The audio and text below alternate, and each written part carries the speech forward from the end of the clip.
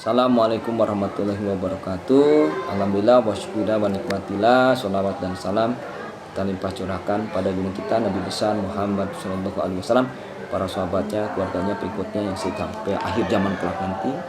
Perkenalkan, nama saya Fajar Laksana, pimpinan Pondok Pesantren Zikir Al-Fat di Kota Sukabumi. Aktivitas saya sehari-hari sebagai pimpinan Pondok Pesantren di Kota Sukabumi yang memiliki sekolah dari tingkatan PAUD, TK, SD, SMP, SMA, SMK, MA, dan perguruan tinggi STIMI. Serta kemudian di pesantren kami yang memiliki pondok pesantren pendidikan formal juga dikembangkan pendidikan wirausaha. Sehingga pondok kami selain mengajarkan pendidikan agama, pendidikan umum, dan juga kewirausahaan. Sehari-hari saya kegiatan adalah menjaga di pesantren sebagai pimpinan pesantren, memimpin segala aktivitas yang menyangkut dengan pendidikan, sedangkan sektor bisnis, sektor wirausahanya dikembangkan oleh staf-staf yang lain yang bekerja di bawah yayasan Al-Fat di Kota Sukabumi. Ya, saya berangkat dari seorang akademisi dan seorang profesional tenaga konsultan. Ya, saya pendidikan S1, S2, S3-nya adalah ekonomi linear. Saya ngaji belajar dari Abah Anom, guru saya di Pondok Pesantren Suralaya, belajar dzikir. Kemudian guru saya yang kedua itu Pak Ustadz Junaidi dari Ahlul Hikmah dari Gentur, dan guru saya yang terakhir yaitu menjadi mertua saya almarhum Bapak Kiai Haji Darul Abdul Qohar sebagai seorang moderat, pemikir dan pejuang serta harokah. Dari guru-guru saya inilah kemudian saya tetap bekerja profesional sebagai ahli ekonomi dan sebagai konsultan. Saya banyak menjadi konsultan di berbagai macam perusahaan besar dan kemudian sambil ngajar. Tapi karena menghadapi situasi kondisi ternyata menjadi ngajar itu butuh orang-orang yang bisa membuka peluang kerja, butuh ilmu yang bisa diterapkan di dunia bisnis, maka saya berhenti mengajar dan langsung membuka usaha bisnis supaya kemudian ilmunya bisa langsung diterapkan di dunia bisnis. Dan alhamdulillah lulus S1 tahun 93, kemudian ngaji lagi mondok 3 tahun, lulus dari pondok tahun 95, kemudian bekerja sebagai kepala keuangan di Rumah Sakit Ashifa, kemudian sambil bekerja di rumah sakit sebagai kepala keuangan saya kuliah lagi S2, kemudian lulus S2 tahun 2000, kita berhenti kerja, kemudian membuka sekolah. Pertama kali sekolah dibuka adalah Sekolah Tinggi Ilmu Ekonomi dan Sekolah Tinggi Ilmu Informatika, dan kemudian sambil membuka majelis dzikir dan majelis taklim. Tahun 2000 tahun 99 itu menikah, dan tahun 2000 kemudian diwisuda program S2, kemudian jadi konsultan di PLN, pernah menjadi tenaga ahli bidang ekonomi di daya beli di Provinsi Jawa Barat, dan ditempatkan di Kota Sukabumi untuk peningkatan indeks pembangunan manusia, menjadi tenaga konsultan di PLN, kemudian tenaga konsultan di rumah sakit, kemudian tenaga konsultan di beberapa perbankan dan di BUMN yang lain. Dan jabatan saya di sosial ini hari ini sebagai ketua 5 di MUI, penasihat di berbagai macam ormas, dan tentu dari situ kemudian kami mengembangkan sekolah lebih jauh lagi, mendirikan SD, SMP, SMK, SLTA, SMA, SMK, dan MA. Lalu tahun 2010 membuat pondok pesantren modern, yaitu pendidikan pesantren formalnya ada pendidikan dari tingkatan PAUD sampai perguruan tinggi, dan pendidikan non formalnya pendidikan agama dengan keunggulan di bidang tahfidz Quran. Mungkin itu. Pendidikan agama kita di Pondok Pesantren Zikir Al-Fat ada dengan pendekatan pendidikan tahfidz Quran. Jadi kami mencetak para penghafal Quran. Lebih dominan kita menggunakan yang disebut dengan Golden Time Education, pendidikan berdasarkan usia. Jadi kita terbagi punya model dalam pendidikan tahfidz Quran itu yang disebut dengan T4Q, Tasin, Tafid, Tadabur, dan Tadakur. Untuk tingkatan PAUD SD bobotnya kepada Tasin Quran, untuk tingkatan SD SMP bobotnya kepada Tasin dan Tafid. Lalu untuk tingkatan SMA bobotnya Tafid dan sudah beliau Tadabur Al-Quran, dan untuk perguruan tinggi bobotnya ada di Tadabur dan Tadakur.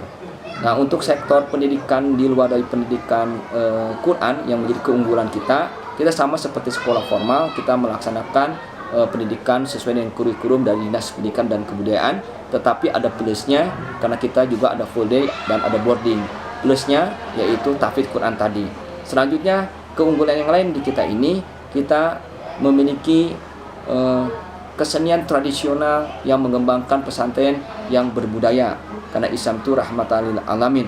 Maka di sini dilaksanakan kegiatan ekstrakurikuler yang lebih kepada pencaksilat, yaitu bagaimana budaya silat ini setiap para santri harus memiliki kemampuan ilmu bela diri, karena kita punya prinsip setiap santri harus memiliki yang disebut 5 yaitu bisa ngaji, bisa ngejo, bisa ngajaga diri, bisa ngajega yaitu menjaga lingkungan, dan bisa ngajago yaitu bisa survival dalam kehidupan.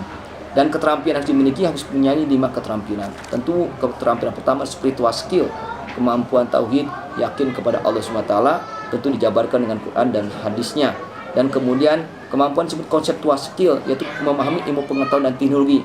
Selain teknologi dibarengi dengan iman dan takwa, yaitu kemampuan spiritual skill dibarengi dengan konseptual skill. Kemudian keterampilan yang ketiga harus dimiliki oleh santri kita adalah kemampuan dalam hal bidang teknis skill. Teknis skill itu kemampuan kerja. Mereka harus memiliki keterampilan bisa bekerja di masyarakat. Kemudian human skill, kemampuan bisa bersosialisasi, beradaptasi dengan lingkungan, dan kemudian juga kemampuan life skill-nya. Maka ada 5 keterampilan di kita yang kita kembangkan. Ya, karena melihat fakta yang ada di lapangan, dunia pendidikan formal, jangankan pendidikan di pondok, dunia pendidikan formal aja sekarang ini mengajarkan ilmu yang tidak otentik, atau bahasanya ilmu yang kurang manusiawi. Apa maksudnya? Banyak pelajaran yang tidak ada pengamalannya di dunia usaha dan dunia industri. Nah, problemnya adalah sehingga menimbulkan pendidikan yang mencetak para pengangguran. Jadi disebut pengangguran intelektual, pendidikan tinggi tapi ilmunya tidak bisa diterapkan dalam dunia usaha dan dunia industri. Oleh karena itu, maka problem kita ke depan ini adalah bagaimana mencetak entrepreneur yang kemudian para entrepreneur ini bisa membawa ilmu agama dan tentu ilmu sains dan teknologinya itu yang sesuai dengan kondisi di dunia usaha, di dunia industri. Maka kita membentuk keunggulan selanjutnya di Pondok Pesantren Dzikir Alfa itu kita bentuk namanya Satria, yaitu Santri Wira Usaha Alfa. Kita memiliki hampir lebih dari 20 unit bisnis di kita, dari mulai minimarket, distributor, kemudian kita juga percetakan, kemudian kita juga punya toko IT komputer, kemudian kita juga perbankan, dan juga kita punya bisnis di bidang sektor jasa pariwisata. Dan sekarang pun kita mengembangkan bisnis kita bergabung dengan Gaido Group. Ada 23 unit bisnis di Gaido Group yang kemudian kita kerjasama akan membuka di Sukabumi. Jadi siswa-siswanya itu di kita gratis. Jadi seluruh siswa yang yatim piatu, yang duafa, khususnya yang lulusan SLTA, silakan datang ke sini mengikuti program namanya KSB2 OSC. Kuliah, santri, sambil bekerja, berkelanjutan, outsourcing. Jadi mereka ini asal punya kemauan, tidak perlu pakai duit, just do it. Yang penting mau kerja. Kalau mereka mau kerja, maka mondok gratis, bahkan dikasih ongkos, dan kemudian jadi sarjana dan langsung bisa kerja karena sejak kuliah sudah kerja. Yang motivasi serunya juga ingin beribadah kepada Allah. Karena yang kita sungguh prihatin adalah di sisi lain banyak yang orang belum mampu ingin kuliah tapi tidak punya uang. Di sisi lain banyak orang yang kuliah jadi sarjana tapi tidak bisa bekerja menjadi seorang wirausaha. Kenapa? Karena ilmunya tidak sesuai dengan terapan. Di sisi lain orang yang tidak mampu ingin bekerja tidak bisa kuliah karena tidak punya uang. Ini kondisi yang prihatin di negara kita ini. Maka selain tujuan ibadah, kita punya problem yang besar.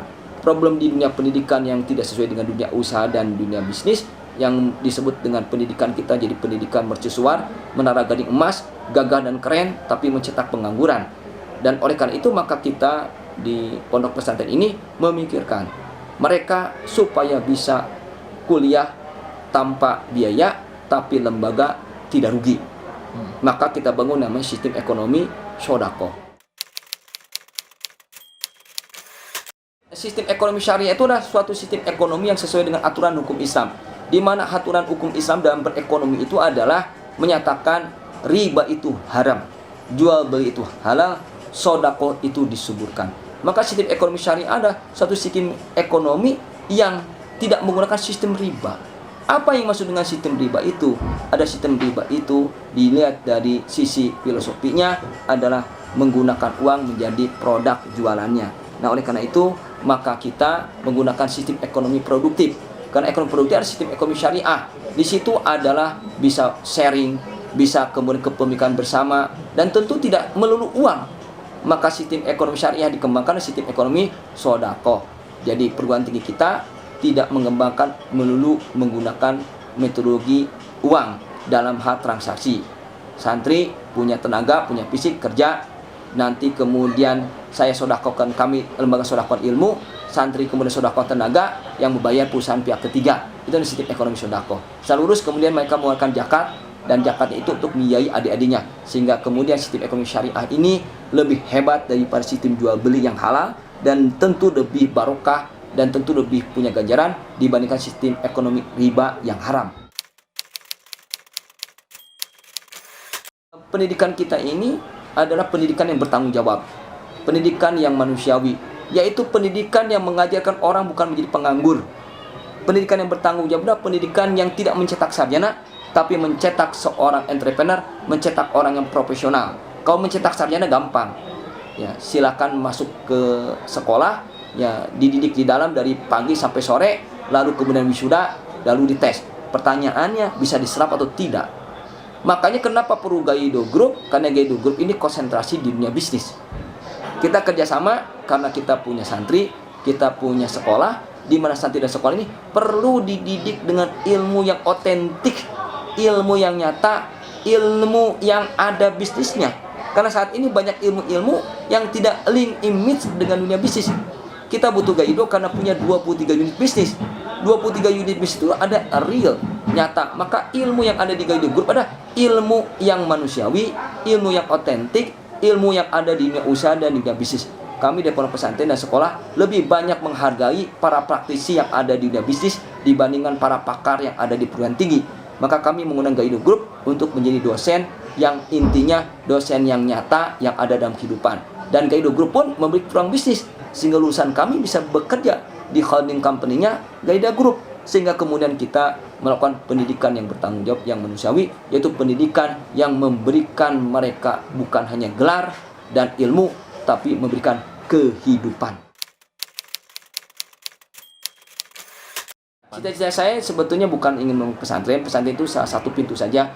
Saya ini ingin membangun tempat hijrah untuk menegakkan undang-undang Allah di muka bumi, yaitu membangun yang namanya Qaryah Thayyibah Mubarakah, membangun kampung yang thayyib dan barokah dengan berpedoman kepada Al-Quran dan Sunnah yang tetap berada di negara Kesatuan Republik Indonesia, yaitu merubah suruh mustahik menjadi mujaki, merubah yang bodoh jadi pintar. Maka logo dari lambang ini adalah kupu-kupu seperti logo guru saya di Suralaya, yaitu merubah dari ulet menjadi kupu-kupu, menjadi makhluk yang berharga.